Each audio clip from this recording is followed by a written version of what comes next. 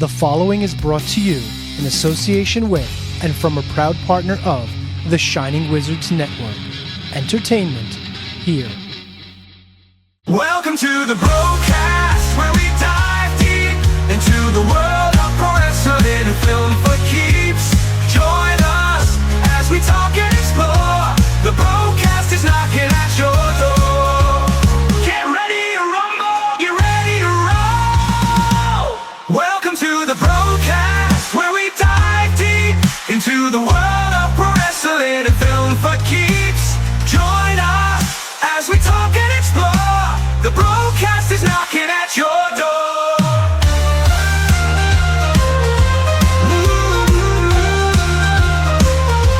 Welcome to the BroKast, where we dive deep into the world of pro wrestling and film for keeps. Join us as we talk and explore. The BroKast is knocking at your door. The BroKast is knocking at your door.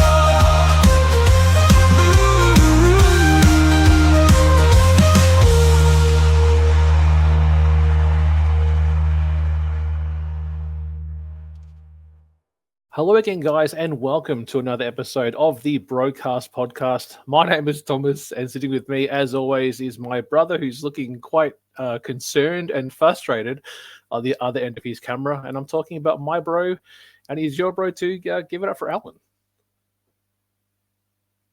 I think your mic, bro. Your mic.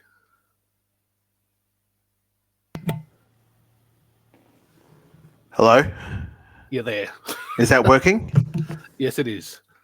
Good. Okay. Well, hello, everyone. Welcome back to the BroKast. It is me. It is he. Is Alan. Blah blah. Bling bling bling. Tom, how are you? What are you doing there? Fucking the desk. I'm cleaning up the desk. Things are touched. Don't touch the fucking desk, please. Please and thank you. Please and thank you.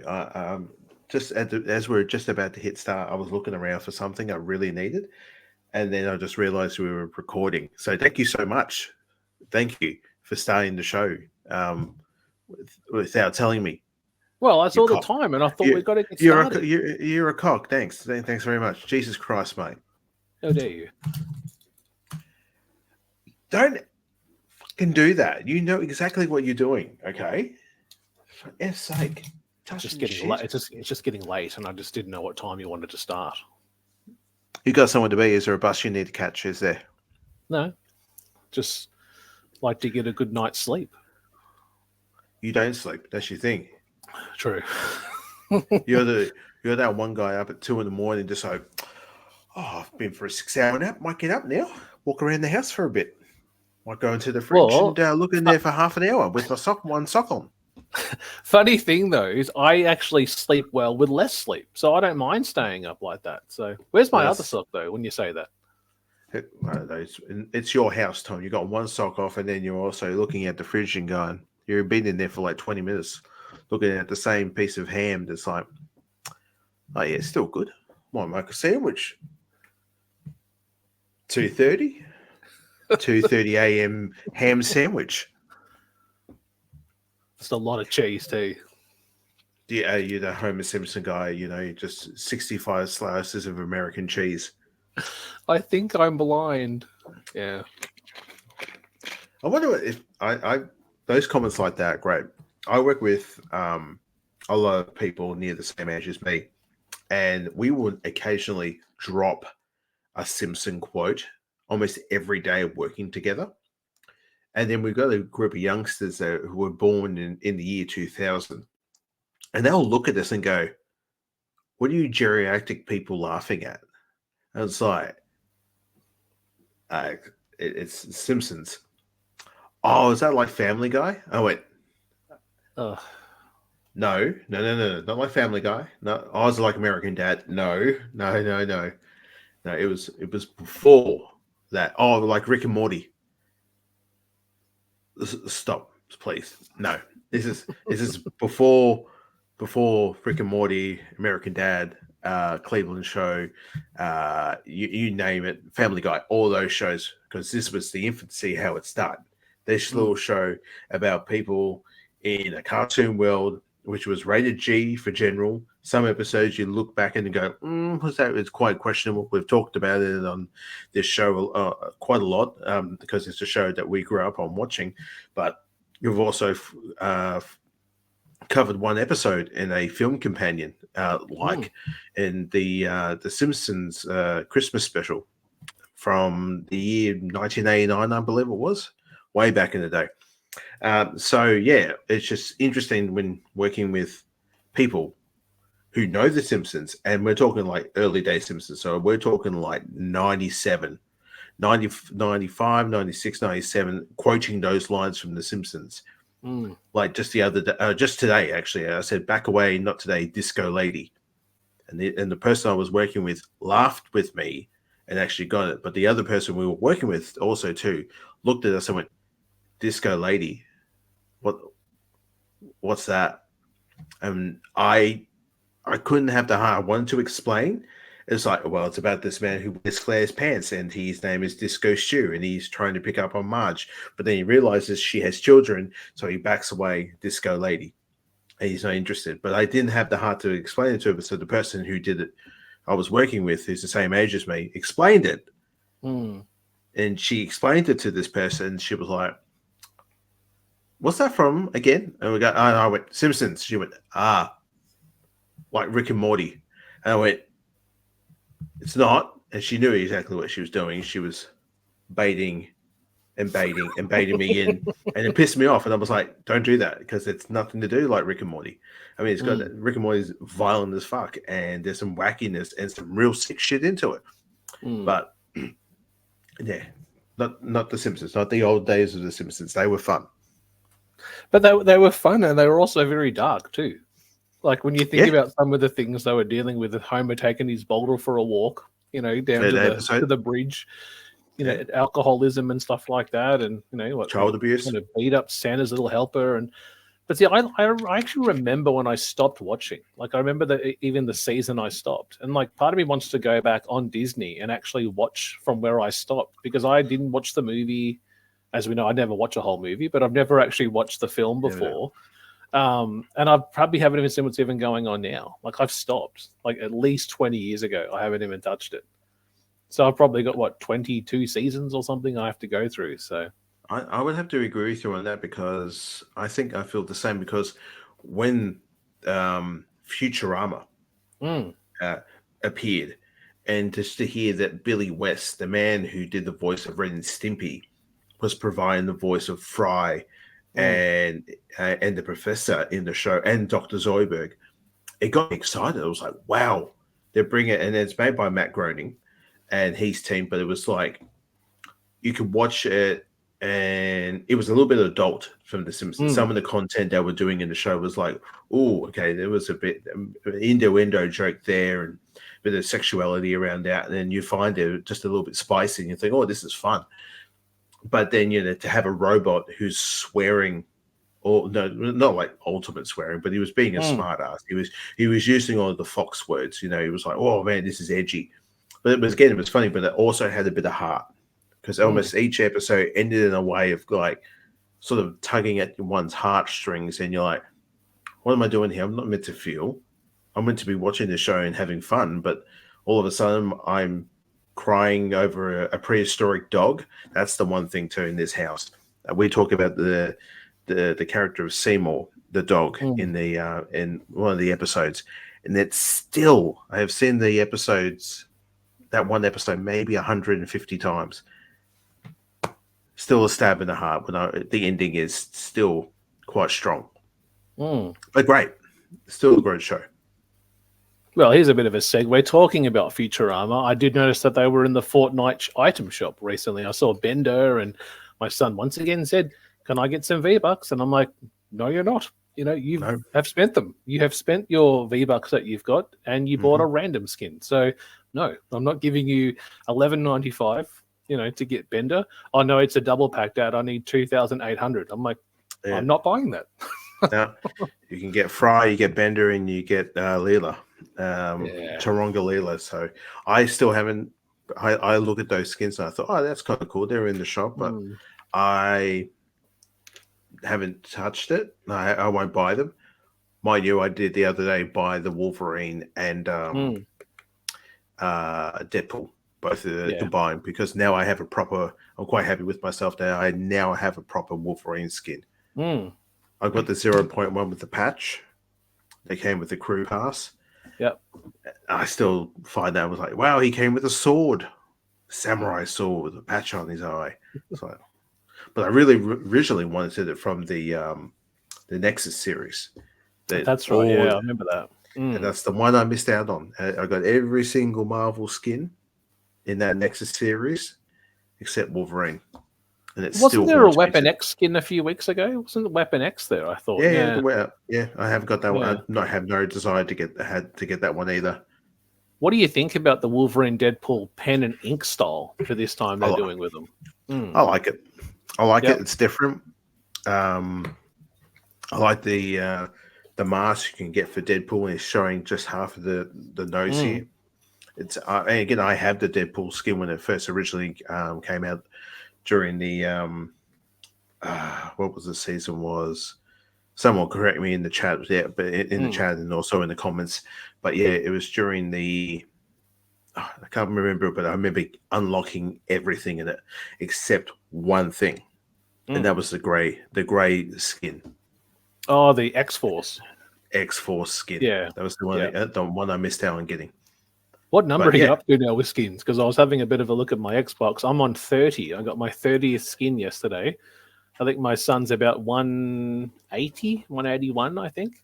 What do you want? Give me a moment because I'm going to jump in and I'll... hello, my name is Alan. I have addiction. Yes. I'm going to have a guess. I'm going to say we're looking somewhere between 3 and 4.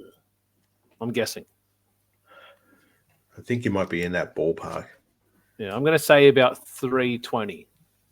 Okay. You don't even know, do you? You're like, shit, I don't know how many I've got. I think you're there. I think I'm nearly there in that 300 to 400 mark of just... So you've grinded on your mobile phone, have you? And a PlayStation 4 and now into a console 5. Yeah.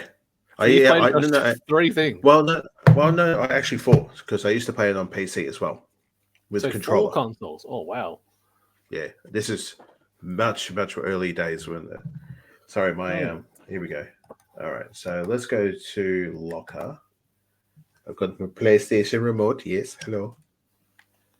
We go to this one and let's go to. Oh God! Here we go. 493. Jesus, Alan. Shit, mate. What's your oldest one? Rate it by oldest. Which is the oldest one you got? Is it like Bright Raider or someone like that? Or an old Jonesy? It's Fort Jonesy or something? It's one of the Christmas ones, actually, I believe. It's the... Oh, my God. Keep going. Just going down. Sorry. What am I doing? I should be doing it on season. There we go. Let's go all the way down. 400, eh? That's crazy. That's nearly a 500, L. I'm nearly a 500. I think by the end of the year, if I play my cards right and be a good boy for Santa, I might hit that 500. Well, what the new season drops? What is it? Not this Friday coming. Next Friday, their servers go down. I have no idea. I am hearing that it's possibly going to be a Marvel theme.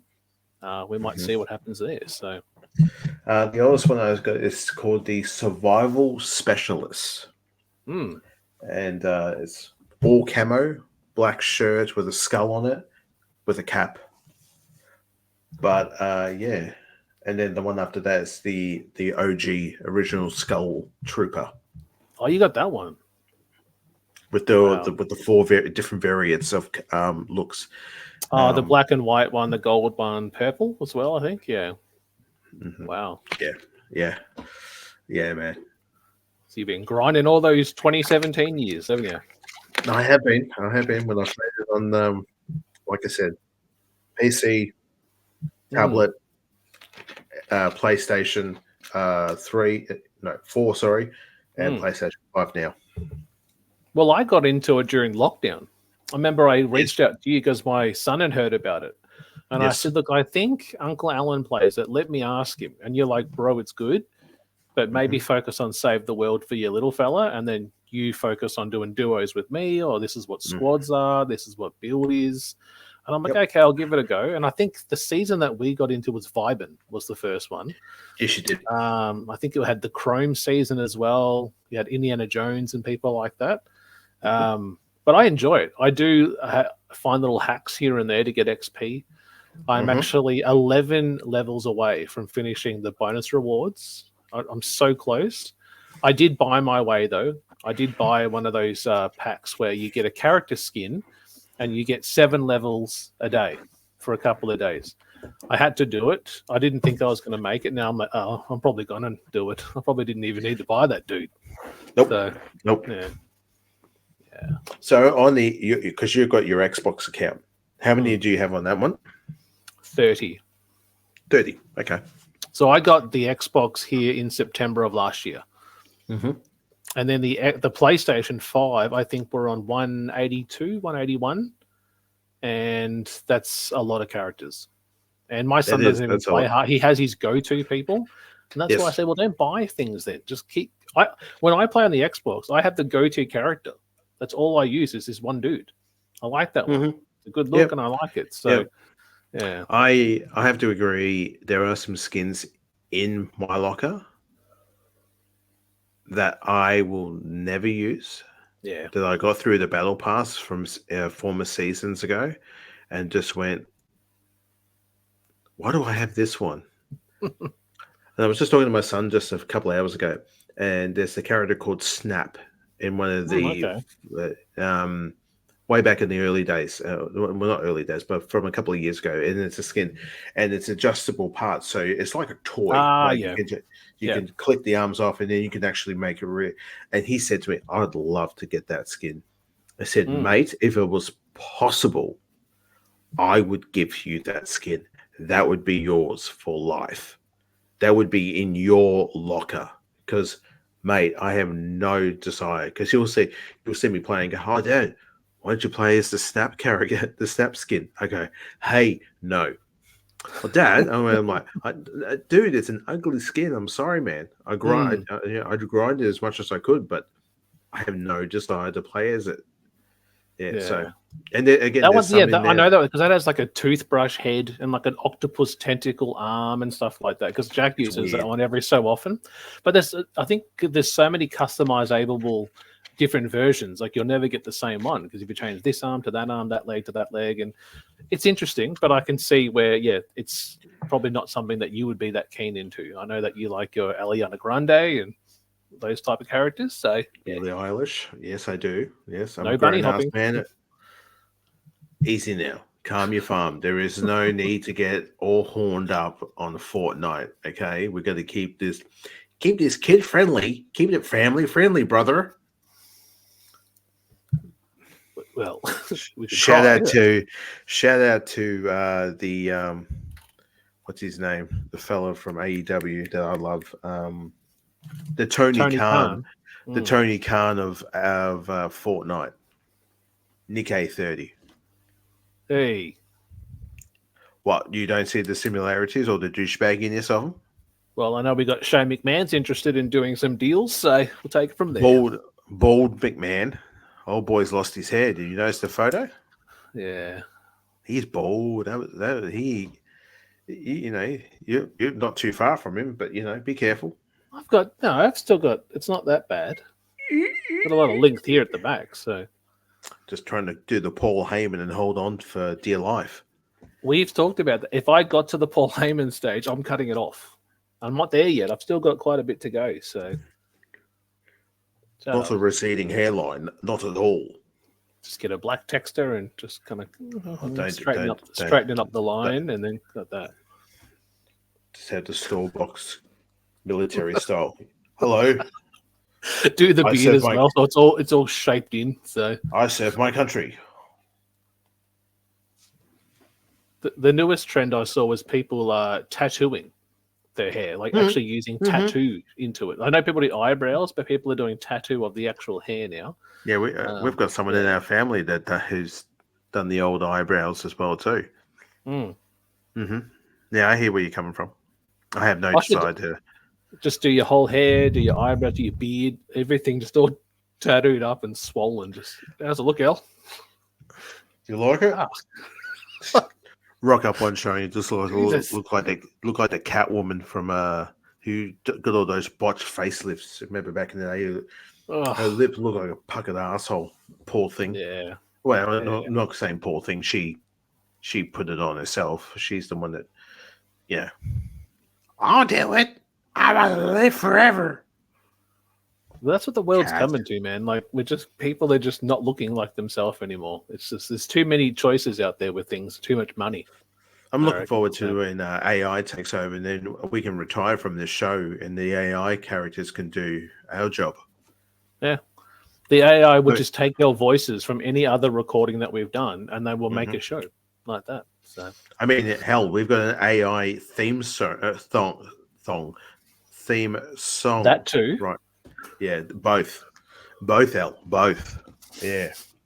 And welcome to the BroKast. That's a good song. Not gonna lie, I get a bit jaunty down to that one. Oh, look out! I do. Again, it's a good one. Yeah, we can retire now because we've got a theme song. That's great. See you guys later. Welcome to the BroKast. All right, guys, Yes. stick around for a TBK moment. I love him, man. I hate him. I hate Why? myself. I sound like such a douchebag. That was actually taken. We recorded that. I think it was like 1 o'clock in the morning after a show.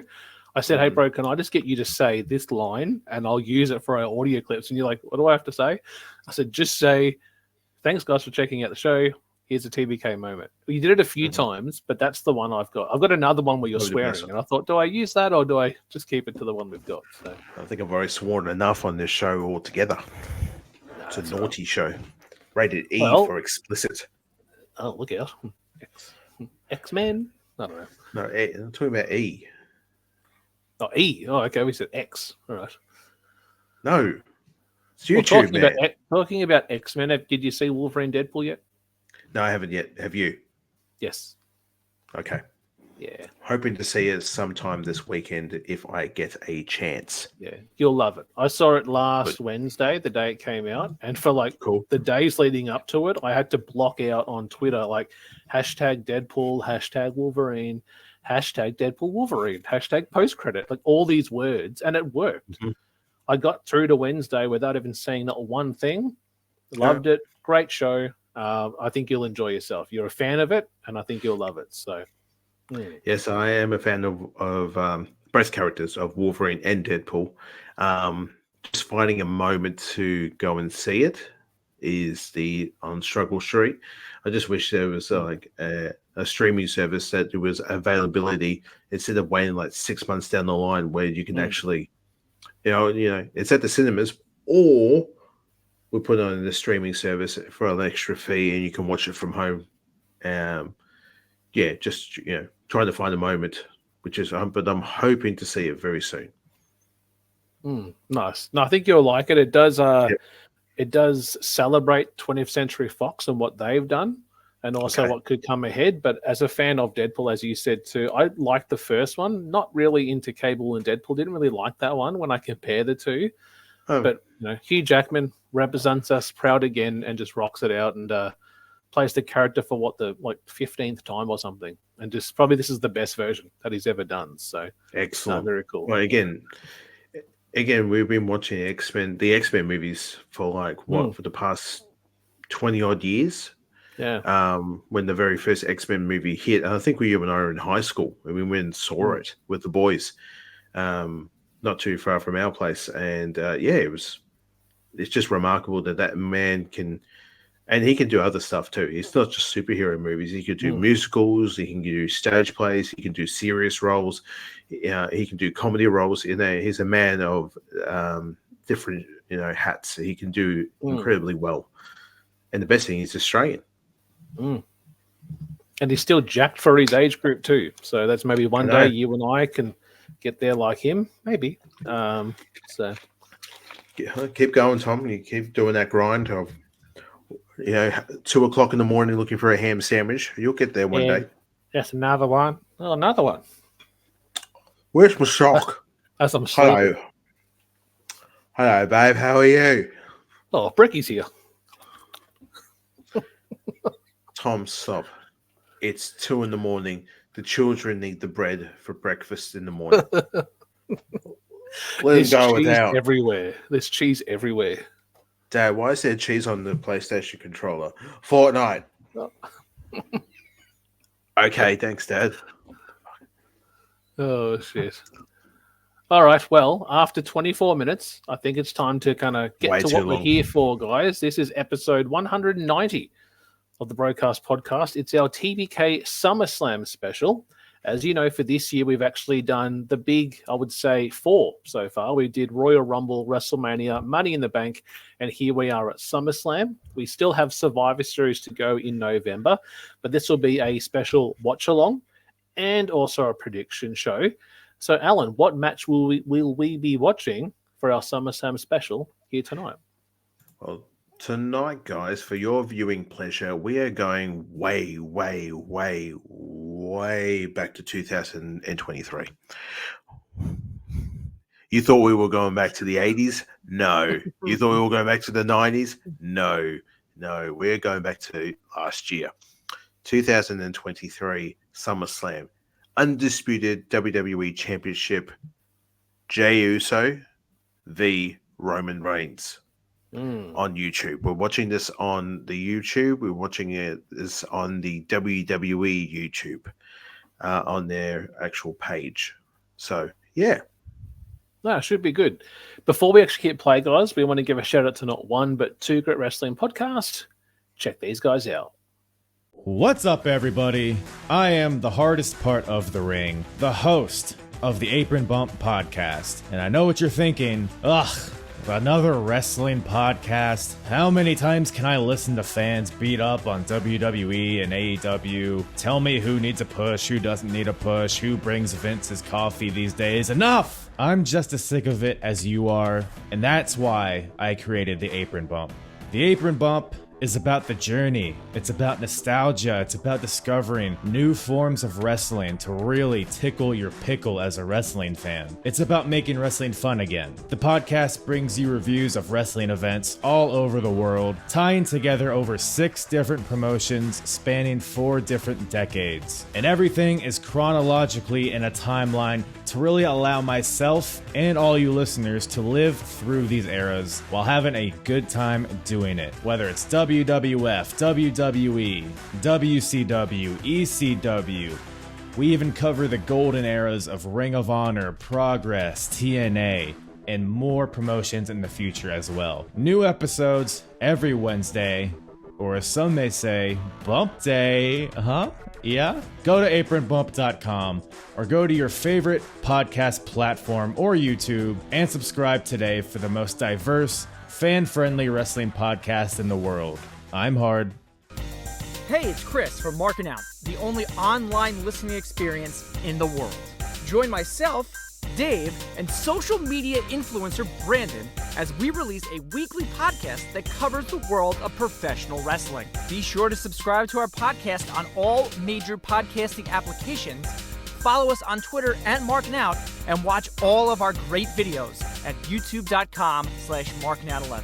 And as always, we wish you the best of luck in your future endeavors. All right, guys, we are back. Alan, could you give us our countdown? All right. Well, thanks for letting us. We're back. Thanks, because Thomas, for about 20 minutes was like, how's my beard? Al, you there? You there? Al, talk to me. Look at my beard. That's not right. Let me get a comb. Anyway. Bub, where is my comb? Get up. Where is it? I don't care if you had a busy day. Where's my comb? I'm doing the show. You just don't care, do you? You just don't get it. It's just I ask for 1 day a month. That's all I ask for, everyone. That's all I ask for. That's it. And I'm just done. No. Oh, there. Where's my fucking comb? Oh, it was I actually had in my it. room the whole time. It was It's in right my next to back the pocket. PlayStation control. My With the back cheese. pocket. What you agree with the cheese? What you a greaser? Like I do. Danny Zuko stuff. I do. I have a comb in my backpack that I take to work, and I have one in my back pocket. It's a big one, and I just go like that. Backpack. Can you find the comb? It's not there. It's not there. Oh, you found the comb. Swiping, no swiping. I fucking hate that. I hate that show, man. I hate it. Dora Explorer. Fuck you. No, I always do it to my kids. Hola, is Soy Dora. sandwich, and it's like, huh? What? Yeah, I was doing. I'll do that around the house sometimes. I'll just like, hola, soy Dora. My son will look at you and go, you're not Dora. I go, hey. It was funny when you were littler. And then all of a sudden you're getting a bit tall now and a bit strong, and you think I'm not funny anymore. No. All right, I'm going to fight you now. Okay. Clock him. Yeah. Hit him with an RKO. Yeah. Out of nowhere. Lumbar check? I don't know. Is that too far or? Lumbar check. The Cedric Alexander lumbar check. Knees. Oh, yeah, that's a good move. I'm not doing that to my son. Okay. That's too much. It's too much. Right. I was saying, who was it? It was a Chelsea Green that took it once? No, it was Candice LeRae. Candice LeRae, that's it. Yeah. She took that I think really well. PWG she took it, I think, or Evolve. Yeah. Yep. Anyway, back to the show. We are now, guys, for your viewing pleasure, we are going to provide you the commentary for the Roman Reigns Jey Uso Undisputed WWE Universal Championship from SummerSlam 2023. Get ready to press play with us in 5, 4, 3, 2, 1. See how packed it is. Look at the crowd. We have skipped all the entrances, all the introduction, the work by Samantha, or who was ever doing the ring announcing that night. Roman's talking to Jey. So what made you choose this one, Al? This is a really good match. This is a very slow match, but it starts slow, but it builds up and tells a really good story. This is the time of the Bloodline storyline was strong and fun. It was fun, and you just wanted. You knew that this the Bloodline was crumbling before us, and it feels of a older brother, younger brother, younger cousin, younger sibling, whatever you say. And Roman is bullying in this match. He is a big brother bullying his cousin, and that's what he. And in a way, I remember watching this, having a feel that I'm like, Jey hasn't got this, but fuck, it would be great. It would be great to see though. Oh my god, wouldn't it be great to see him get the win, get the W? So, well, I know the big thing. I do remember little bits from this year, but I do recall it was the previous event where he pinned Roman. That was the tribal combat or like Bloodline Civil War tag match, I think, where the Usos beat Soa and Roman, and Jey pinned Roman, which broke his like record of like nearly 4 years, I think, undefeated at that time with a pinfall loss. So Yep, which was wild, absolutely wild. It just showed that Superman, as Roman Reigns also comes across as, is vulnerable. His kryptonite was shown to that Superman, and he was like, "Oh my god!" To get that 1, 2, 3 over him, unbelievable. And I remember how you from discussions we've had, and we've even covered a few of this feuds. He's like, you've really enjoyed the Bloodline storyline. Beautiful stuff. I know in the last number of years when we covered Sammy versus Roman, you chose that from February this year. Like you really have dug a lot of the Bloodline story. It is very new. It's something we haven't seen, and but when you think about it, it's really been going on for quite a while. Like, it has. This time 4 years ago in August 2020. When he returned at Payback attacking the Fiend and Strowman, and then would go on to win that triple threat and become Universal Champion. That was the start. Yep, Here we are 4 years later. We've got, Bloodline Original OG. We've got the new Bloodline now, but Roman's definitely not the same Roman, from like 2017 Roman Reigns or 2018 Roman. It's almost like a completely different evolution of the characters. So, yep, definitely. This is great here too, that both comparisons to the crowd.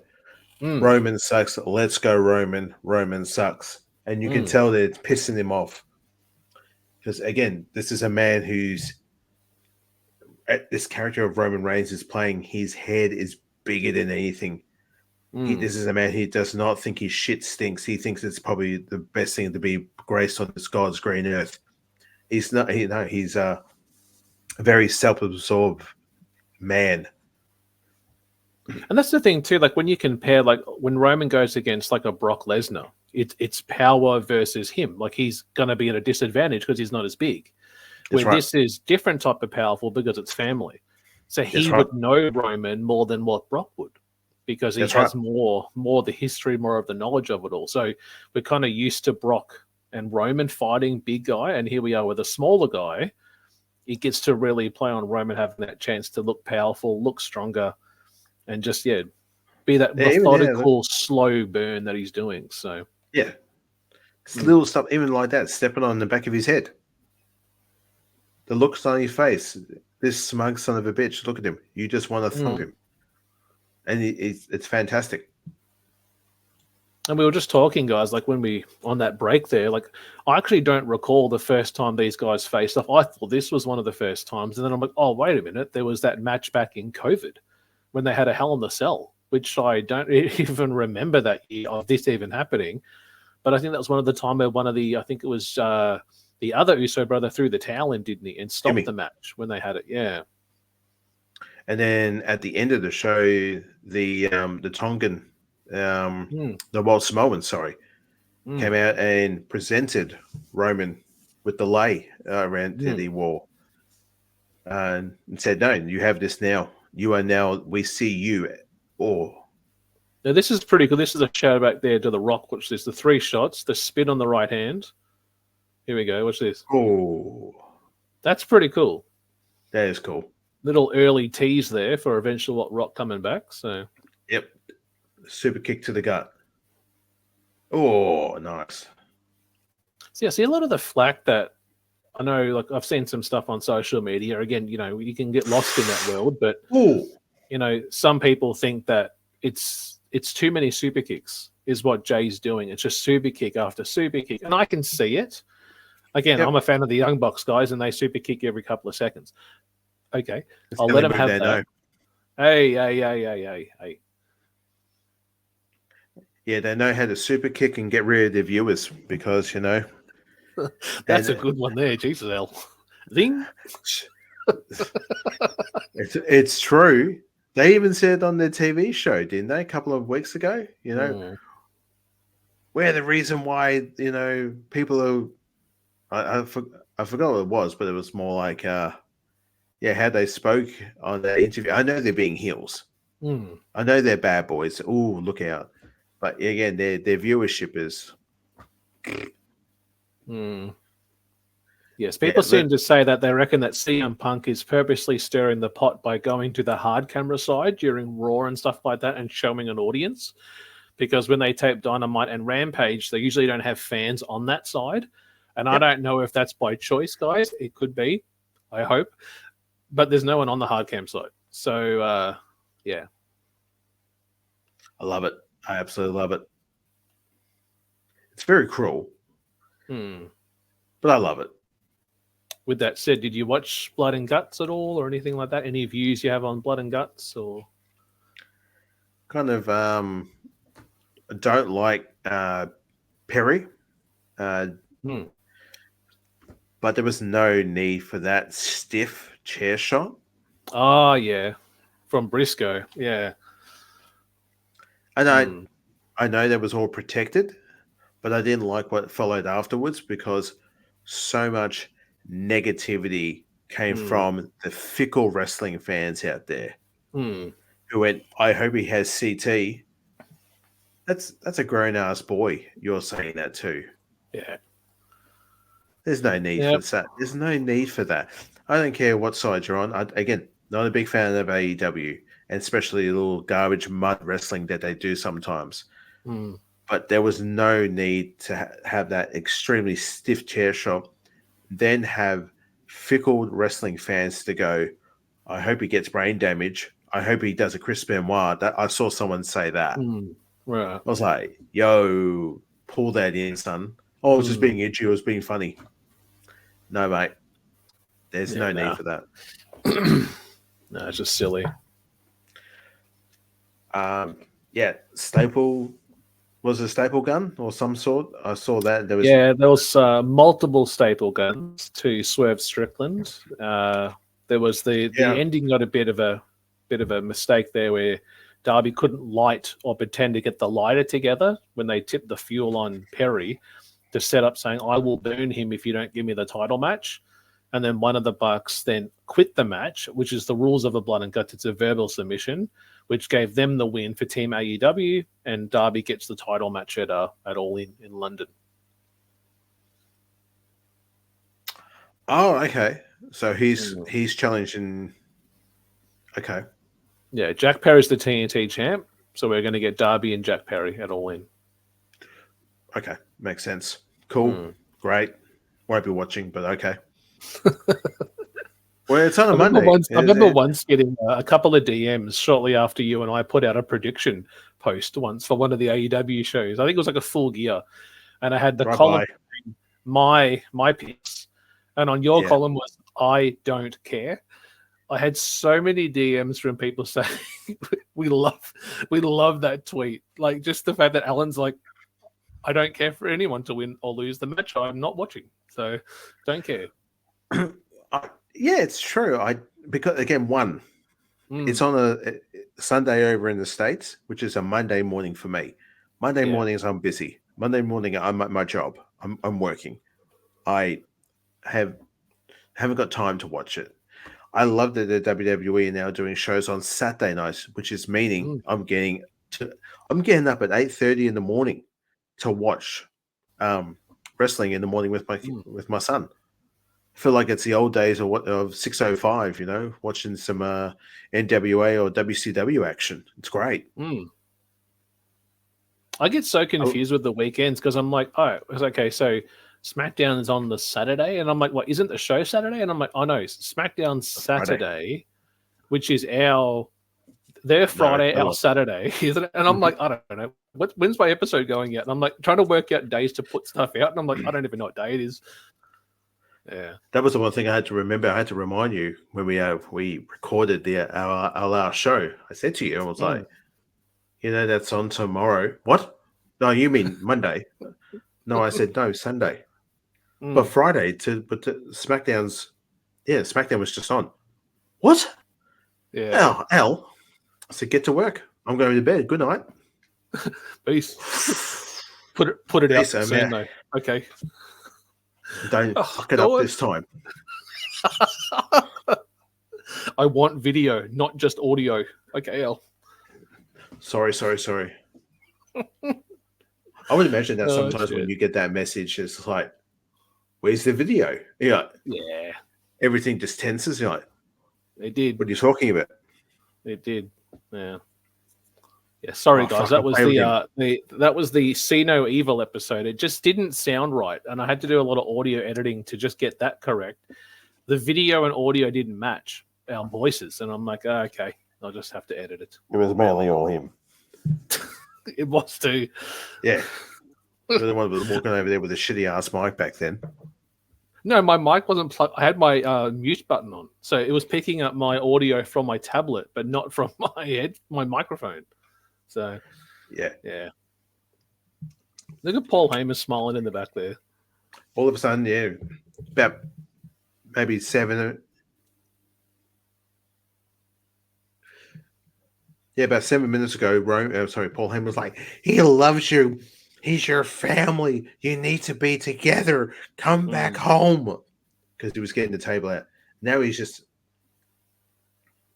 got the kendo stick. He's beaten the shit out of him a few times with it. He's just talking here, manipulating little Get up, Jey. little Jey. I did like that drive-by drop kick before. That was pretty cool. When he ran around the ring and did the leaping drop kick.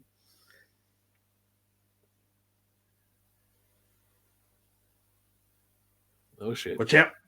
Oh, the smack. Jesus. Even the referee did it too. He's like, oh, shit. Yeah. Went to the school of Audrey, what's her face? The referee. Audrey Edwards. Edwards. The woman who makes sure that the high camera's on her at all times and that she's part of the match. And then make sure her mic is on so everyone can hear what she's saying. Mm. Yeah. What was it? The newest Botchamania that came out the other day, and the "You Talk Too Much" segment came up, and there was a couple of luchadors posing in the ring, and she went, "Time." She legit said "time" to the fella. He was time. It's like, I understand where she's coming from, but we can hear you. We can hear you we can hear you like John Cena back in the day. Oh, shit. Yeah. No, the biggest criticism I see a lot is on Chris Jericho's learning tree gimmick that he's doing at the moment. Not only is it that, but he's going back to wearing trunks again, and it just doesn't suit Jericho of today to be wearing trunks. And it's just not the best gimmick, I would say. Yeah, It's Hogan. It's making fun of Hulk Hogan. Mm. It is very much that type of style. My God, he's broke it. Camera 1, camera 3, camera 2, camera 1. I see that stuff on Twitter, and I do have a bit of a giggle because he is this generation's now of 1997, 1998's Hulk Hogan. Mm. And he's having fun with it. He's clearly taking the mickey out of himself. He's not taking it too serious. I've always thought that when Jericho first signed to AEW, when it first started, that was my first thought. He's going to be Hogan. He wants to be treated like Hogan. He saw what Hogan was like in WCW when he was a cruiserweight. Yeah. It's a different time now. And he was the biggest star, or one of the biggest stars, I think, to come across when he came in. Yep. And he's been on top the whole time in every year that he's been there. So, but again, Jericho's a guy too who's changed his gimmick up so many times. Oh, what a punch! Oh, Jesus, mate! Great counter. We are 16 minutes into this match, ladies and gentlemen. Oh, we're really halfway through. Yep. Okay. Yep. Oh. Do you remember any of the other matches on this card? I think I remember 2 matches. Can I guess 2 of them? Sure. I'm going to say Seth Rollins, Finn. Were they feuding at this time? Yes, they were. And I think this was the last match from my memory between Lesnar and Cody. Yep, this is I think it was their last one. Yeah. Because after this one, Brock disappeared and went away. Split his big shorts during the match, and I remember that vividly. Yeah, I don't remember that. Big tear right between the legs. Shit. Yeah, and at the end of it, Brock Lesnar went up to Cody, hugged him, and then left. But yeah, the other matches were Logan Paul v Ricochet. I remember that's all playing on the Royal Rumble spot. Yeah. LA Knight was the last man standing in the 25-man Slim Jim SummerSlam Battle Royal. Okay. And he defeated Sheamus. And Shannon Baszler defeated Ronda Rousey in a MMA rules match. Was that Ronda's last match? I think that one too. Yes, it was. Yeah. Yep. Gunther defeated Drew McIntyre for the Intercontinental title. That was a good one. As we said, Seth v Finn Balor. Bianca Belair defeated Asuka and Charlotte Flair for the women's title. And then as soon as she won, out came Ura Sky with Bailey, and she defeated her. And she cashed in That's her right, money in yeah, the because bank. she won it. Yeah, she won it the previous month because I think Priest won the previous month as well. Yeah. Yep. And then the match we have right here. Because I Well, remember, we go- yes, Seth did a lot of rematches when he was champion. He did a lot of matches with Shinsuke Nakamura, a lot of matches against Finn, across multiple pay-per-views when he was first, the new World Heavyweight Champion, which I think was like either Crown Jewel or one of the shows, I think, in Saudi Arabia, where he actually won that title when they first brought it back in. So That's right. That's right.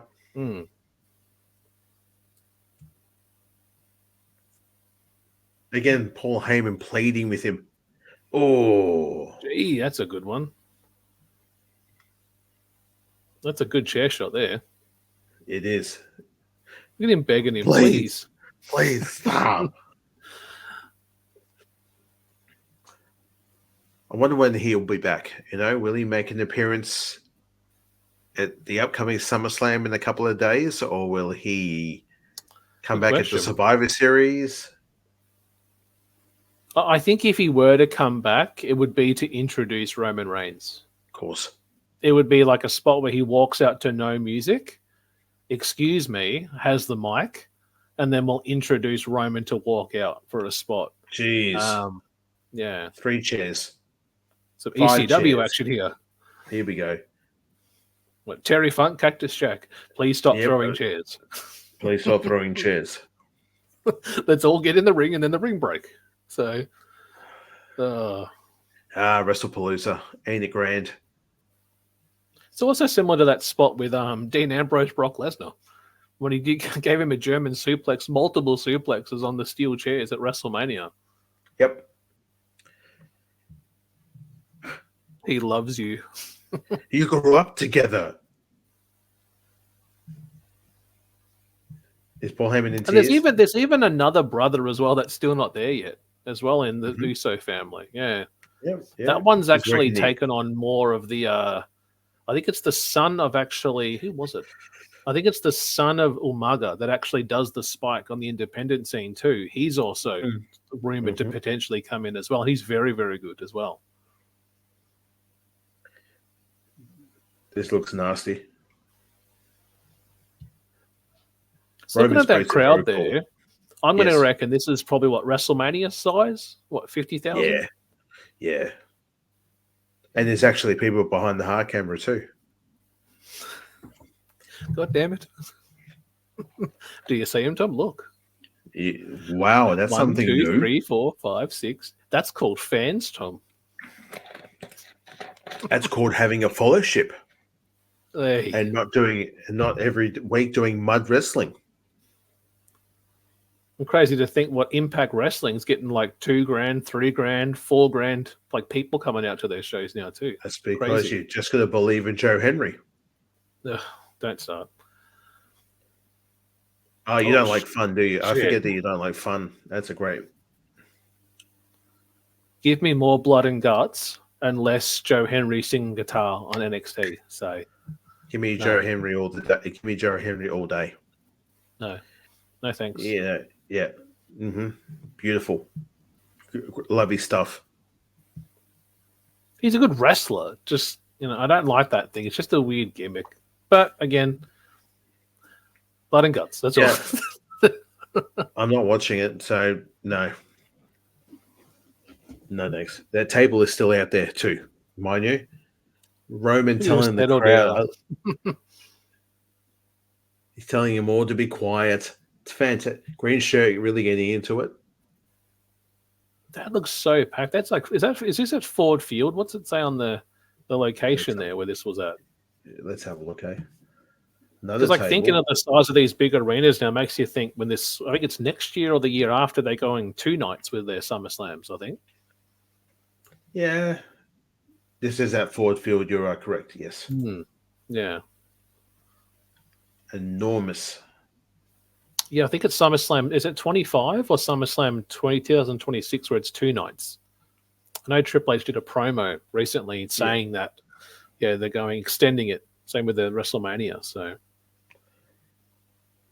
Jeez, they can get a lot of people in there. up to 70,000 people. Is that how many they had there? They had the biggest record was for WrestleMania 23 with 80,103 back in 2007. Crazy. That is unbelievable. And that's the biggest record they've had people in one arena. Trump v. McMahon. But I wasn't going to say nothing. So, sorry, say again. You muffled. I was just going to say that all in Wembley last year had close to 80,000. So yeah, just ask Will Ospreay's tattoo.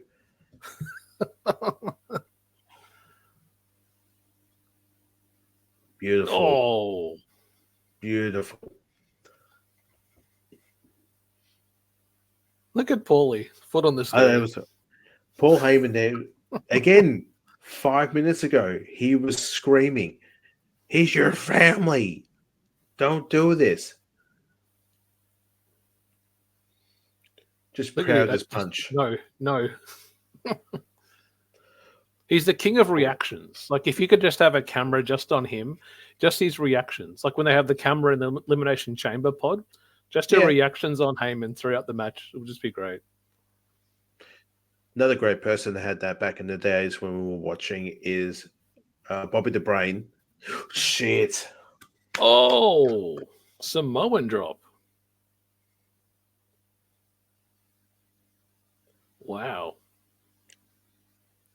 What were you saying, Bobby the Brain? Bobby the Brain and Paul Bearer.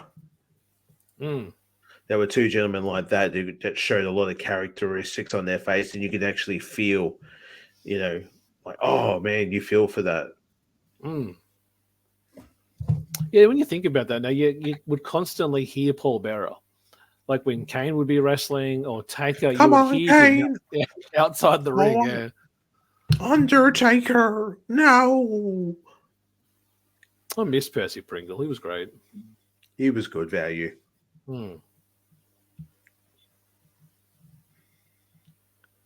So really the rules of this is just the no disqualification. Pinfall must be in the ring, but it's a no disqualification match. That's a big strap. Yeah. We're going to the woodshed here. He's going to whip him like a government mule. I don't know what any of those things mean, but okay. A government mule. Too. So a mule that works for the government. Got it. And he's going to whoop him. Jesus. Into the camera people too. Hello. We're going into the crowd now. Now the one guy in the white shirt. This was that thing. The white shirt went, patted him, and went, and then walked away. This was yes. This is the part where you hear this fan constantly shouting, "No, Roman, don't listen to him, Jay. Don't listen to him." Yeah, he's an actor. Ugh. Here, this little fella here with his shorts on. And then, wow, the dude next to him too. It's like you and I when we hang out. Look at the rubbish on the ground there too, the big bags. That's not nice. That's a person. Alan. There he is. Hear him? Jay! Just overdoing. Love it. Oh, damn it. Solo when he listened to the booze. When he was right hand man, eh? And he didn't own boots.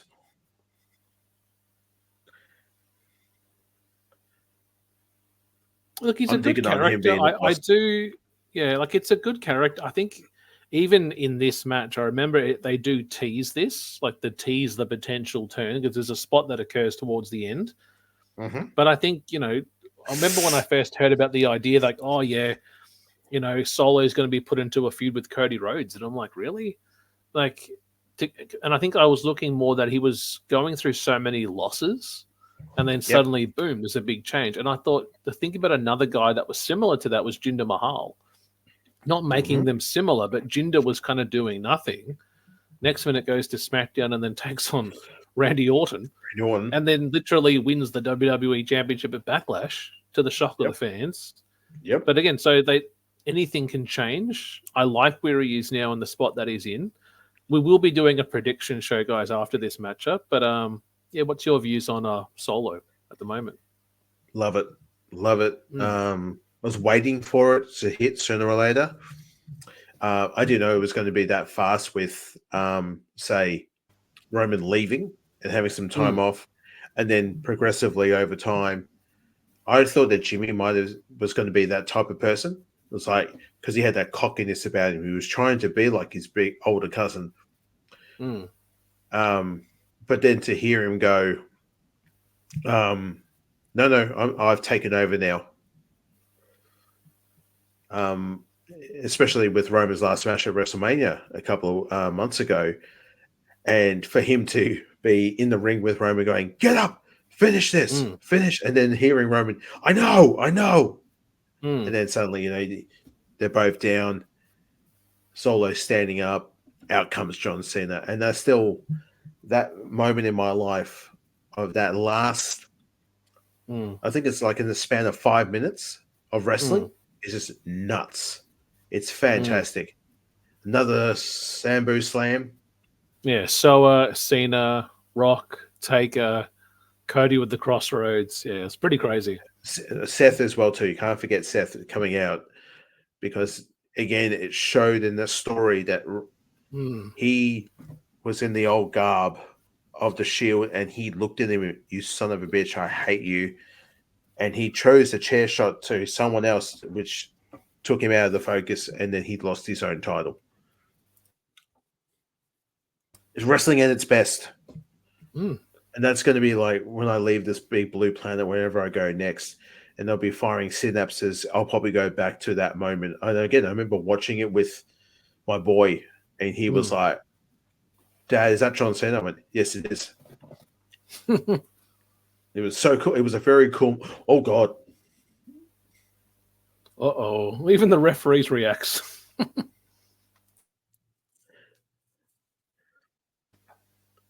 Spear! Listen to the crowd. Look at them all get up too for it. It's funny too, because I've always liked Soa. Like, I remember when he debuted in NXT, when he was like going after the more North American Championship and stuff like that. And he was even cutting promos. And then when he went to the main roster, he didn't talk. Yeah. So on NXT, he spoke. Bloodline, he didn't talk. He had a program with a Japanese wrestler. For the life of me, he was like a kabuki warrior. One moment he was like sharply dressed, and then all of a sudden he had like demonic look on his style. It was very, very cool how they did it. Yeah, but I can't remember who it was, but yeah, and that didn't last very long. Like they were having their feuds. Oh God! And then he got pulled up to the main roster and joined his family. And I think even when he debuted at Clash of the Castle, I think it was, when he screwed Drew McIntyre, I think he was North American champion then too. So he was already kind of on two shows at that same time. Yep. But he used to cut really good promos at that time. And I think might have been the 2021 year. I think that's a nasty looking chair shot. That's right. We have 7 more minutes in this match, ladies and germs. How did Roman get that elbow all busted up? See his arms all bleeding. From the table spot with the Samoan drop. Ah, yeah.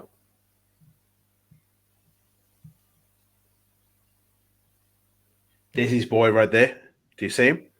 There's his boy. Yeah, look at that. Yeah. There's his son.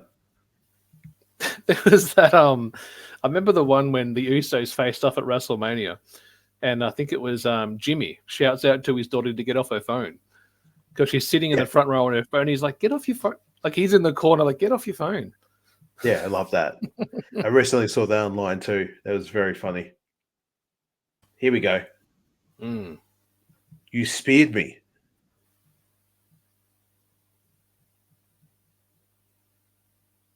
Solo, stop it. Paul Heyman, you stop. You speared Look me, at the man. crowd, My they're ribs all are waiting hurt. for it. You hurt me. Did I? Everyone's sorry on about their that. feet too, and they're like, I'm Mm. sorry. Put that Points thumb at the down. thumb. Hit the guy. Hit him. Oh. Now I think that guy there, it's either Mike Rose or Mike Rowe was his name on the. Mhm. He's the ring announcer.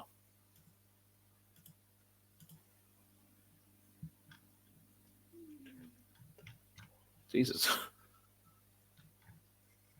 So yeah, definitely This planting is the seeds awesome. there, eh? Yeah, you're right. Mike Rome and Samantha Ivan. Yeah.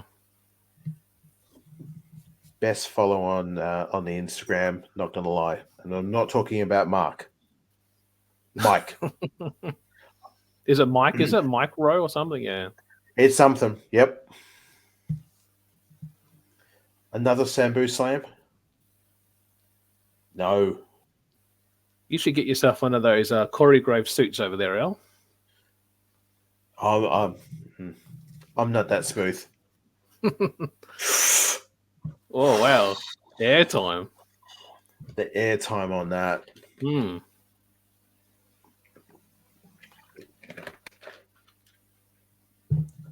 This is back when they only had the one table there.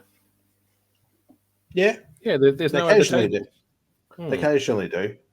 Off the ring. We've got another spear. Do you believe in miracles? Ooh. Not really. Not really, no. You give up. Not really. Jesus Christ, you're emo. This is how we won last month. Oh, here we go. One. No. Didn't like this. Yeah. Did not like this one bit. A lot of confusion. I remember there was lots of confusion on this. Did not like it one bit and Yeah. went, why?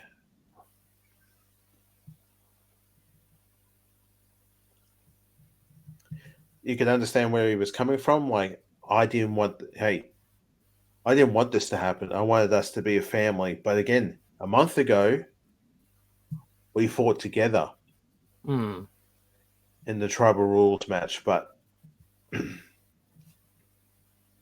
makes you think too, like, you know, I've always wondered why Jimmy hasn't been so frequently shown. Even this year, I don't know if he's battling an injury or something, but I know he got turned on post WrestleMania by Solo. But like, what's he up to? Like, is he written off because he's injured, or what? Why isn't he being used at all? I don't really know. I don't know. Maybe it was injury. Yeah. Well, his missus is making that money now on oh God. Oh, here we go. That's a cool shot. Yeah, it is. There's a lot of confusion through the table. There's chairs everywhere. It's a good tackle, not a gore, but still good. 1, 2, 3, and still your champion, the tribal Look at the chief. crowd. God damn it! They're all like, "Come on!" Everyone leaving. Everyone walking out in droves. Yeah. The fickle wrestling fans. I'm looking at this. Oh, the bad guy won. I'm leaving. I'm going now. Get it. Get him in the car. Get in the car. I'm not watching it. If he does the point don't thing, care. we're going home. That's it. That's it. We're getting in the car. There's a train we need to catch. Hurry up. Yeah, it makes me laugh when you think about like people leaving that arena at about midnight. Makes me think of the UFC last weekend was in London. It started at 4 a.m. in the morning for the fighters, and the main event took place at 7:30 a.m. The main event. So you had, if you're fighting and you're international, you had to be ready for your fight at 5 o'clock in the morning on the main card. Well, it's similar to what they did down here with us. Yeah. Yeah, we used to. Look We good felt show. bad for that Aussie that got smoked in the first round, I think. First round, it was good. about 8:15, and he just got put down, and we're like, he just probably got up and had brekkie, and now he just got finished in the first round, knockout 1 minute in.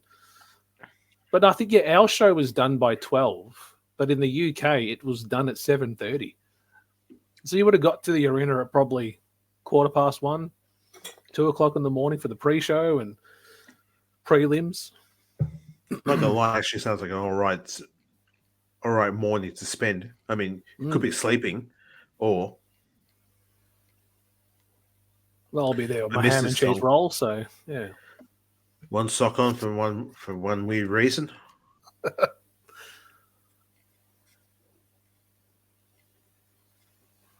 I do miss this theme song.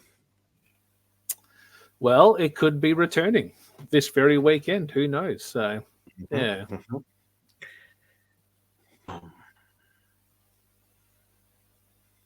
I love you. Look at him. I love you, Roman. Yeah. No, I just remember a lot of confusion. It was really just to set up that Mania matchup, but yeah, there we go, eh? And there we go, ladies and gentlemen. Well, any closing comments on that matchup, El? Personal favorite. Yes, it just shows in that match. There was a lot of the storyline of the Bloodlines. Just a thing of cinema. Again, when you always see that Martin Scorsese meme, it just says cinema. That was what at this time, if you years out as well too, of the Bloodline starting up and then forming as a unit, then getting Sammy involved, and then Sammy choosing over. He had to choose Kevin over his friend, and then they worked together and they went to Mania and they took on the Usos and they took their tag titles, and then this started the crumbleness of the family started to happen. So it was fun to see and watch and to see happen. But yeah, just this match alone was good.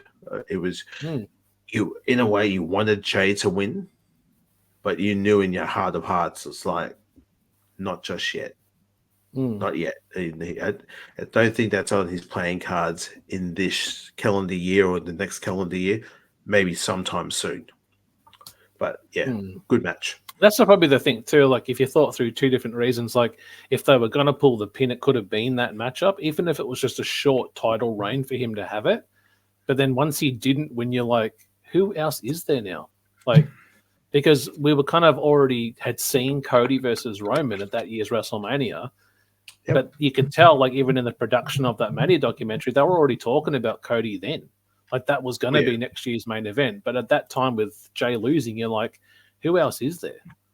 Like there's really no one else that he can take on because he smashed through literally everybody.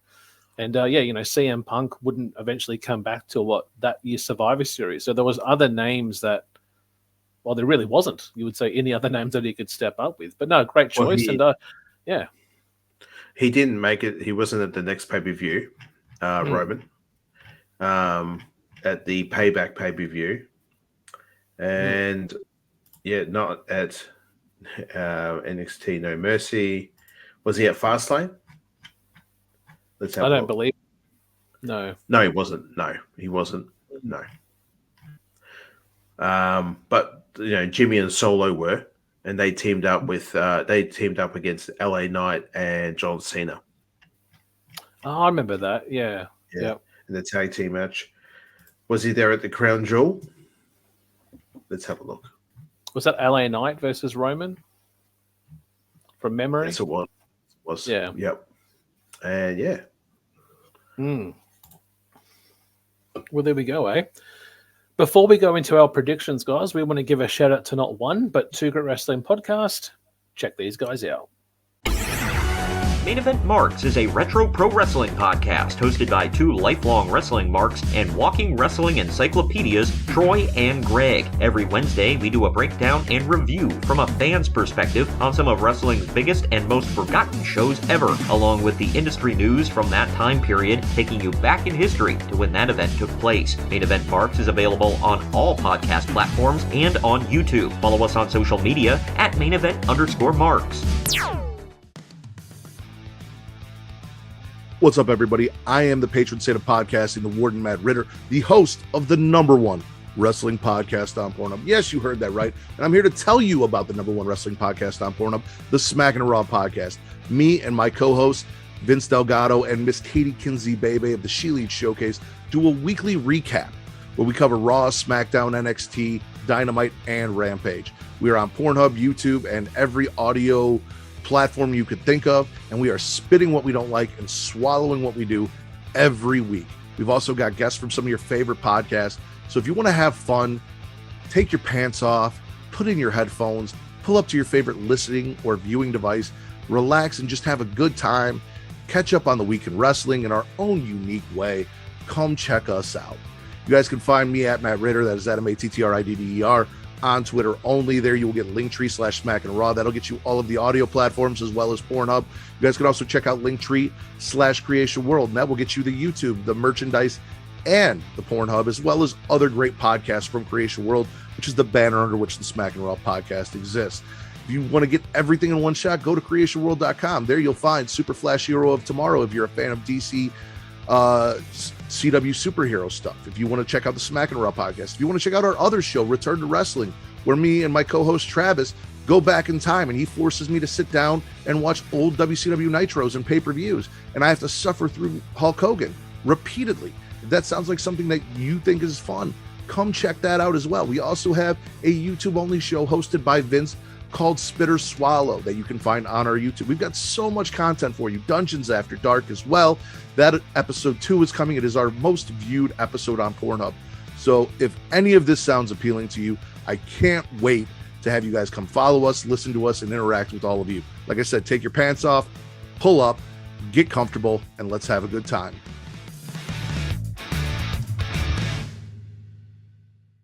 All right, guys, we are back. Alan, it's time for some predictions for WWE SummerSlam 2024. I've seen many great wrestling podcasts, Circle of Debate. They just did their prediction show earlier today and made some great predictions. I know that we're right at the tail end, but it's how it fits us, guys. We our busy lives, we have to do our predictions sometimes on the morning of.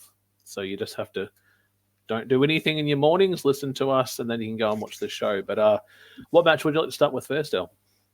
Also, Duke, before we get into this, I want to thank everyone who jumped into my Twitch stream the other week, who watched the prediction of the sim for the pay-per-view for this. So thank you very much for everyone who jumped in. I appreciate it. It was good. There were many matches where I was like, I'm not happy with this ending of this match ending in a fucking count out. I hate that. I hate that sometimes that happens in the game. So, but yeah, thank you again, everyone. Let's start off with number 1 on the card here on the old Wikipedia for SummerSlam 2024. Damian Priest versus the King of the Ring General, Gunther, for the Heavyweight Championship. Who do you got? It's a very interesting matchup because I didn't have Damian coming in as champion. I think my prediction last month was Seth was going to take the win, and we would have had Seth versus Gunther, and then we would have had McIntyre versus Punk with no Seth involvement. That's definitely changed. It seems like Priest is becoming a face within a heel faction, that being the Judgment Day. Is this how we see Priest start to break away from that group, potentially? I like Priest as a heel. I think he's good as a heel. I don't really like him as a face. I think he's better as a heel character. But, you know, Gunther's been on such a big tear. And I go back to that Royal Rumble, the one against Cody, where they came in and went all the way to the very end. And people were saying, oh, if there was a second world championship, it would be Gunther's. You know, he would be the champion of it. And here's this opportunity now. I think it would be great, you know, to actually do it, hand it to Gunther. Do I think Priest's reign hasn't been long enough to end it? I say yes, but I also don't want to see Gunther lose. So you're kind of like in a tough spot around who do I want to go for. My heart's saying Gunther to take the win, and I'm going to go with that. So I'm going to say Gunther wins his first World Heavyweight Championship. I'm going to agree with you on it, but I'm going to say it's going to be in a bullshit way. I believe the Judgment days are numbered, and I think old Prince Devitt, Mr. Bauer, is like, I'm always on your side, mate, but not now. I see him getting involved and costing his mate the championship. and Gunther's going to pick up the W. And I'm also going to say that because, too, I think another match will happen in a very similar way involving the Judgment Day. But we'll get to that in a minute. Yes, I think I know where you're going as well. Good. So the next match on here, number 2, guys, is Bayley versus the Queen, Nia Jax, for the Women's Championship match. Who you got? So this is another good, again, 2 very veteran women's wrestlers. We think back to their matches on the Raw brand back in 2017, 2018. I think it would be good for a King of the Ring winner to actually win the world title, which is why I chose Gunther. But I don't think Nia is going to get the win here in this one. Okay. If she were to get the win, I've seen some online rumors talking about a potential return at the event. And maybe this return would actually maybe front a heel champion. And I'm talking about Charlotte Flair.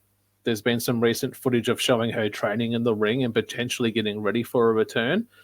But then you've also got, was it Tiffany Stratton, who's the Money in the Bank holder? Does she get involved in this matchup? Is she better off attacking a weakened Bayley to get the win? Do you have Charlotte come in, there's a big scuffle, and then she steals it that way to set up a whole new feud going into what would be, Survivor Series season? I'm going to say Bayley, but I also will see possible shenanigans there with Tiffany being around ringside and just keeping an eye on the match as well. That's what I've got. I've got Nia for the win. Okay. Just for 10 seconds until, again, if you've watched SmackDown for the past couple of weeks, the Money in the Bank briefcase has seen better days. It's like when Seth Rollins had it way back in the day. Yeah.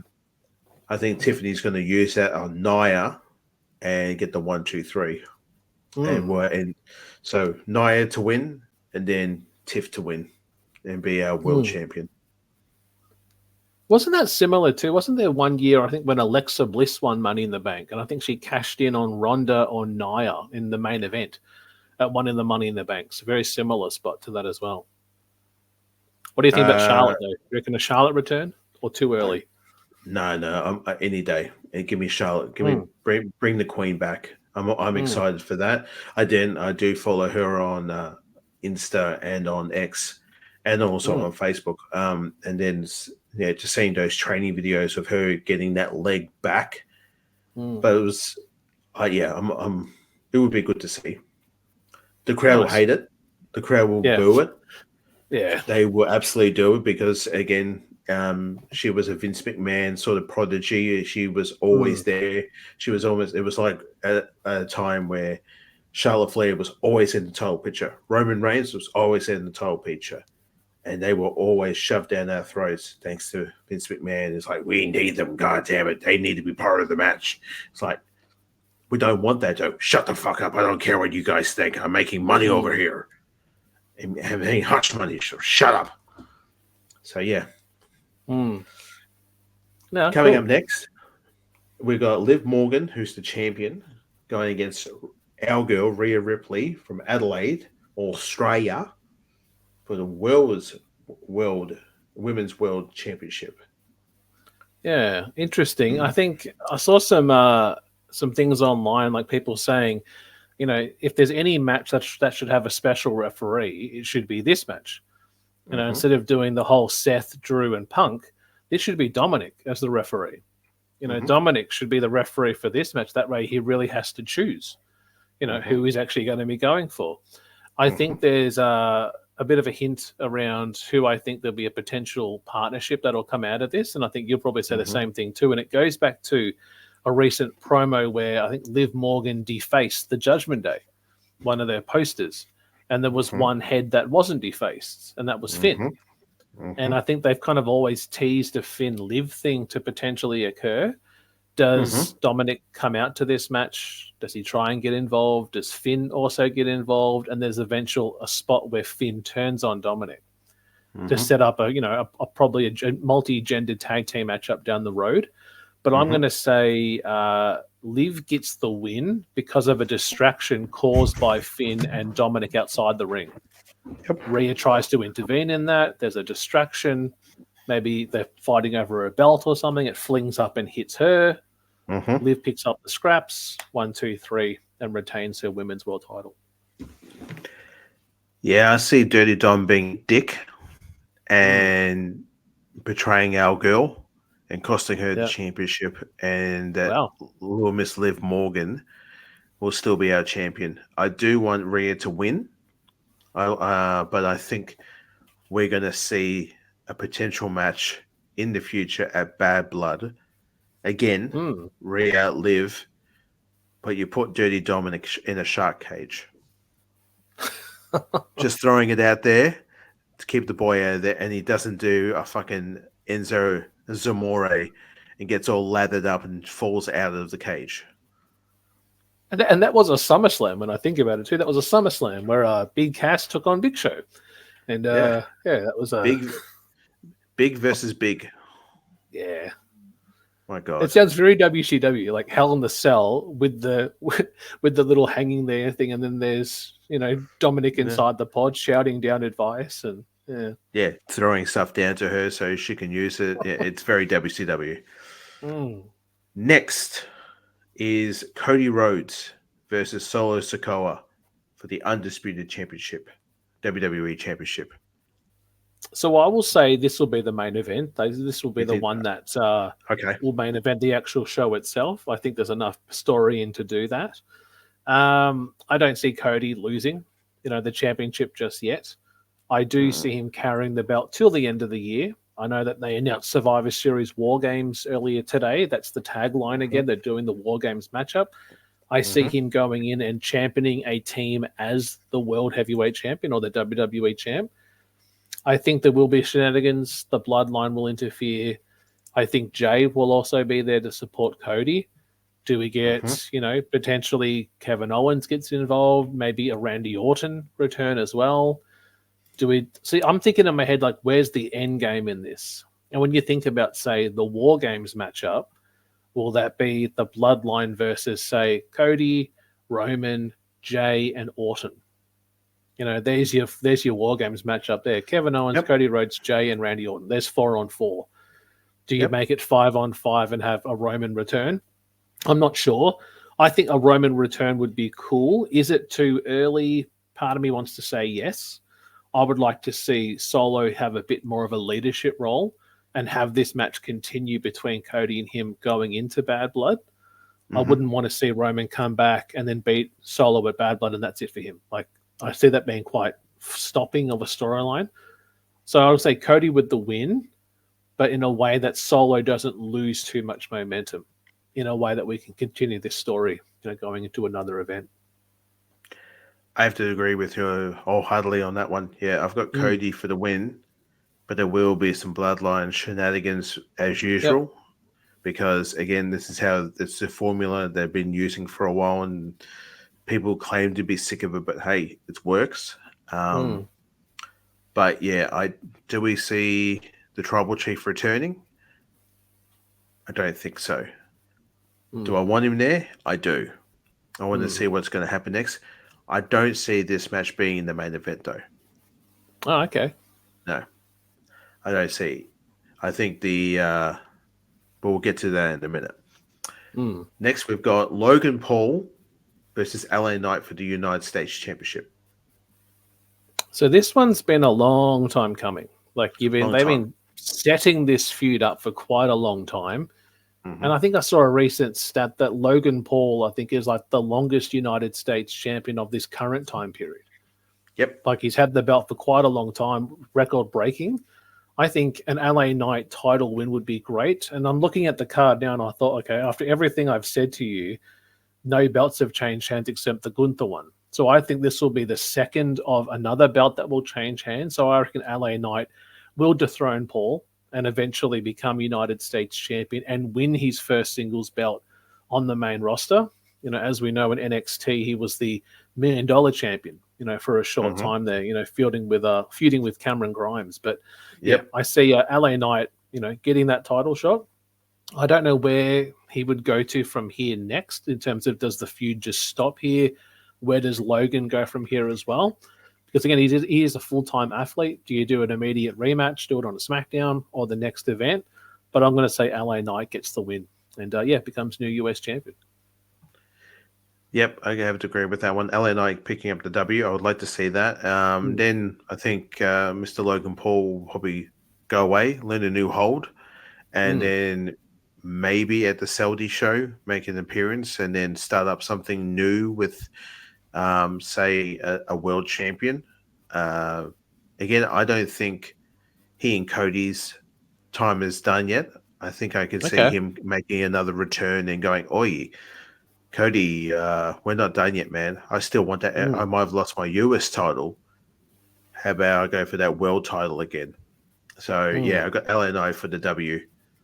And it'll be good to see him. But then I'll also get Kamalo Hayes back and running and going after chasing LA Knight for the for that championship. That'll be a classic. That would be a great matchup. Yeah. Do it like the best of 5. Like what Booker T and Chris Benoit did back in the day. It would be kind of fun to do. And then the old best of 7 in WCW for the TV title.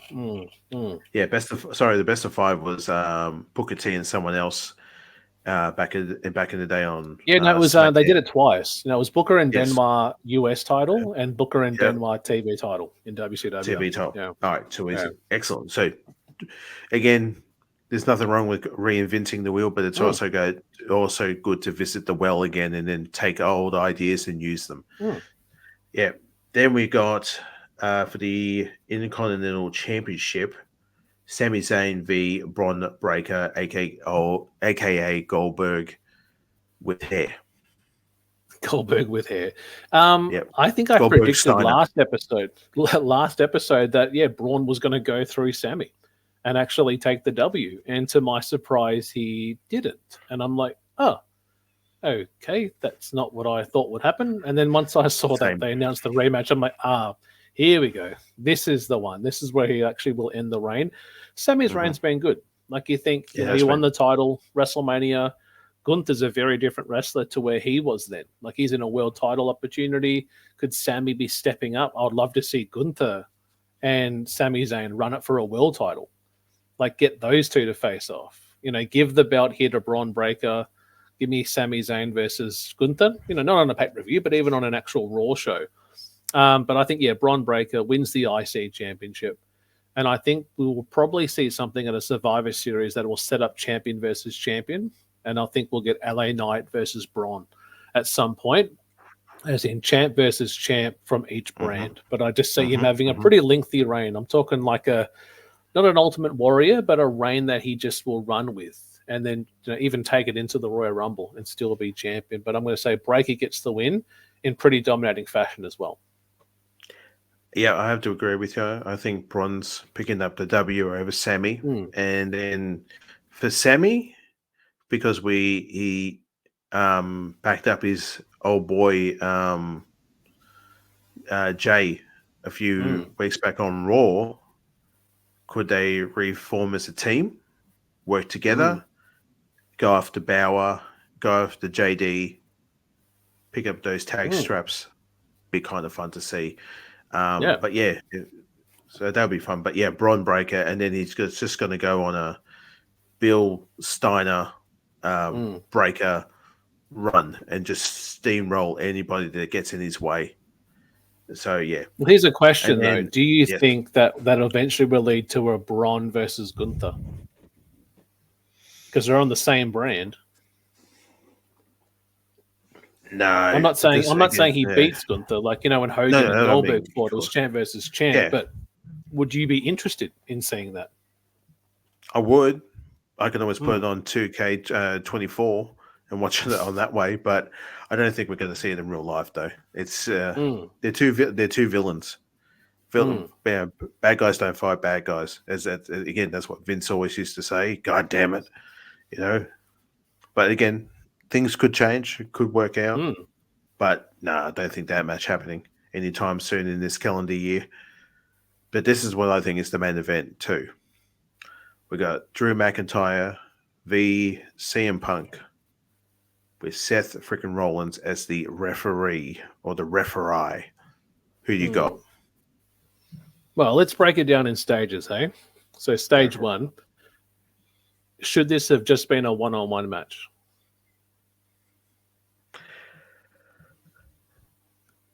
Yes, but Seth being part of it, he can be a bit of a shit stir between Punk and Drew, and he can make some ridiculous rules, and he can just have a bit of fun.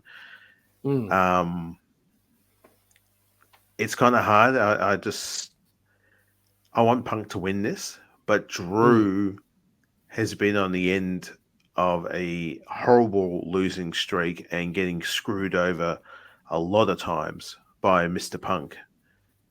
So this one's kind of up in the air. What do you think? So I like to travel back in time when things like this happen.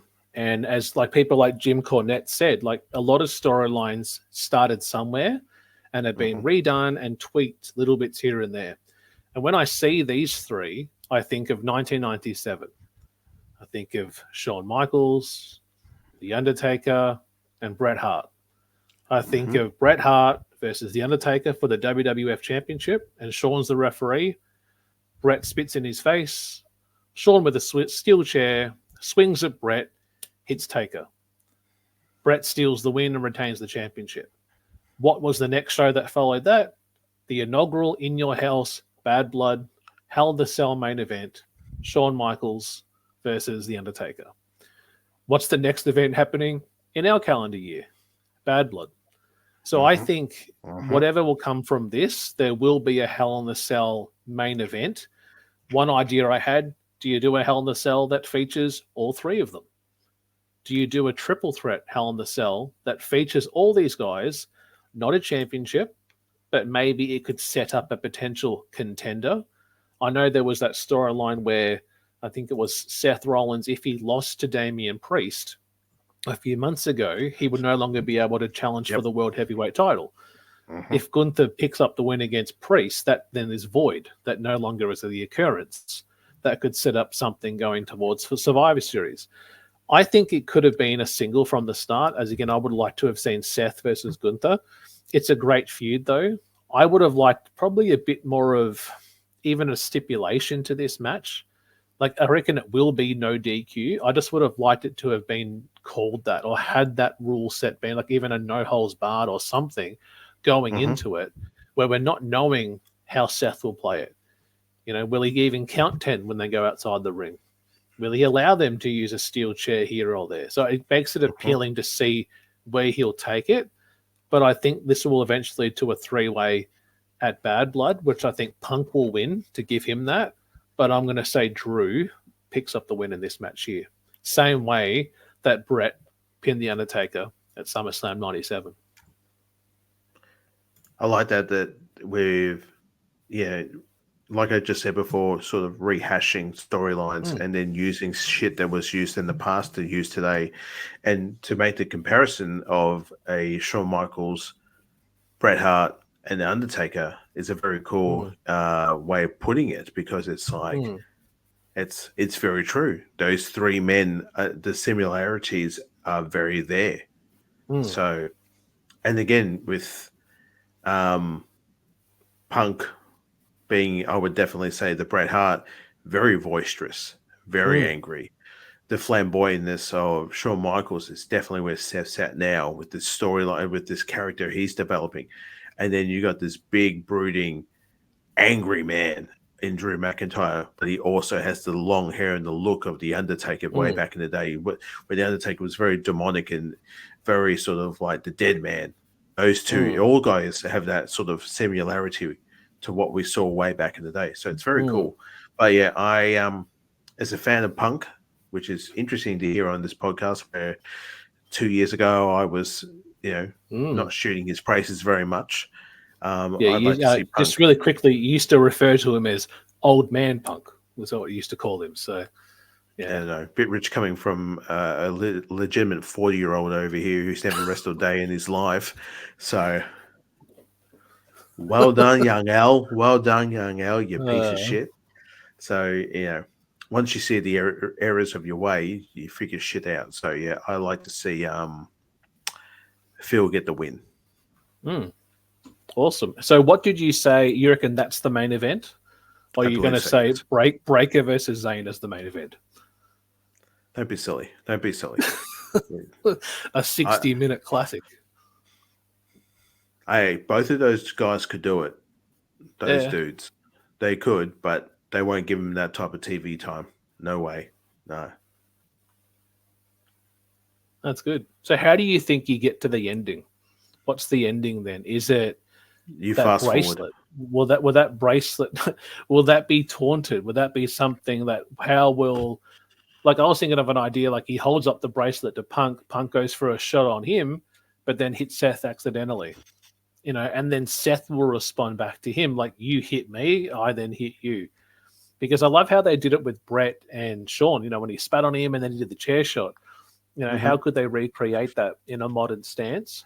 Do you send the fans home happy with a Punk standing tall? But I'm going to say, Drew does it. But yeah, that's a good idea what you just said. I like that. Yeah, he breaks it. He just snaps it off and then swears on the heart so it just swears just enough to hear on the camera, and then what he says about his dog. That's like saying something about Dewey. It's like saying something about your child. It's like, oh, there's a line. You do not cross that line. You cross that line, you're turning on, I'm gonna snap your neck now. I am gonna stomp you until there's nothing left of you. I go full Homelander on your ass.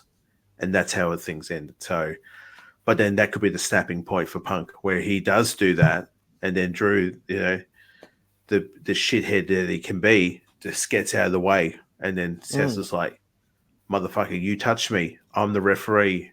No. We're not doing this. You're getting the stomp or some shit like that, or a super kick or whatever happens next. So, yeah. I think Drew's going to have a bit of fun in this one too. But I would wanting Punk to win. Nice. Blood or no blood? Oh, yeah, we're going to have blood. Both. Even the ref. Give no, actually, no, I don't see... No, I don't see Seth doing the blood. I can see Punk definitely doing it. Just don't do what he did when he did it. What was that against Samoa Joe, where someone actually filmed him under the commentary table? Yeah. All in last year. Yeah. Stabbing himself in the head. It's like, wow, there is no need to go that hard way like that, especially in the first match. But he was like real prodding at his head. It's still disturbing to watch. Well, one last question for this matchup. Let's discuss Seth's attire. Are we going to get a Shawn Michaels Judgment Day 2000 look? Are we going to get a complete one piece looking like Beetlejuice? What do you think we're going to get for the Seth Rollins outfit for the referee? The Beetlejuice thing sounds like something he would do. Like a full onesie, ref onesie. He's going to look fucking ridiculous with the big boots on, big thick boots. Huge. Oh, yeah. It might even tie in with because there is meant to be a Beetlejuice movie 2 coming out soon. It might even be like his homage to that. So there's a possibility of that. The booty shorts and the banana in the front of the trunks and the tucked in referee shirt that showed the muscles. I don't think so. It'd be wild to see though. He's a hairy dude anyway, so he can pull it. Seth, how he is, he's a visionary. He's a lunatic. We'll just see how he goes. Well, there you go, guys. There's our official predictions for the 7 matches going down for WWE SummerSlam 2024. Alan, any closing comments before we finish up this episode tonight? It's still the wildest thing of having the actual poster art for this actual pay-per-view to have Tamatanga, Tongaloa, Jacob Fatu, Solo Sikoa in a car, but the memes that it was created after this of these guys rolling up at the McDonald's or rocking up at the Wendy's or I'll take your order, please. And they've all got little hats on. I think my favorite one I ever saw, and it was just a couple of days ago, was their look they made their style look like from San Andreas, GTA San Andreas. Oh, wow. Nice. And someone made Jacob Fatu look like Big Smoke. Mm. And some of the comments was like, can I get a number 5, a number 3 large? And all of them looking like the characters from, and Solo being up the front, he looked like CJ. And the two fellas in the back look like the other characters who are in the car during San Andreas. And I thought that was very cool. Again, it just shows there's some very talented wrestling fans out there, and then there's some real wrestling fans out there that are something. Yeah. No, very nice. Well, Al, where can people find you? You can find me right down here, right there when it says my name there, at Alan Ross 84 TBK. That is on most of my socials. That's on my Twitch channel. That's on my X. So yeah, I've been every day this week on the old Twitch channel. I've been jumping on and playing a bit of zero builds on the old Fortnite. Every stream I've been playing, I have done shithouse. Every game I played, absolutely terrible. So, but I thank everyone for jumping in and checking it out. And again, for people who jumped on for the SummerSlam similarity matches, thank you again for people jumping in. It's fun. What about you? Well, guys, you can check me out at Mr_MMA Action. You can also check us out on the BroKast, which is TheBrokast. If you haven't, subscribe and like our YouTube page, where we do regular UFC fight predictions for UFC pay-per-view events that are going down. UFC has almost become a weekly show now. If you're looking at their calendar, they literally have a show like every Saturday. And I'm like, well, it'd be cool to just sim all those cards. So been doing some of those things as well. I did realize the last 2 videos I put up on YouTube combined have over 1,200 downloads in just 2 UFC videos. So thank you everyone around the world who's been checking out those things. Thanks for that. I do have some other UFC content that I'll be putting out this year, some recreation of some old UFC classics, also a couple of dream fights that I'll be doing as well coming up into the new year. But again, the BroKast on Apple iTunes, Podbean, Castbox, and Castro is how you can listen to us. But again, BroKast Podcasting Gaming on YouTube is the place to be. And thank you to everyone who downloads our show each and every month. But as we say each and every episode, good morning, good afternoon, good evening, or good night.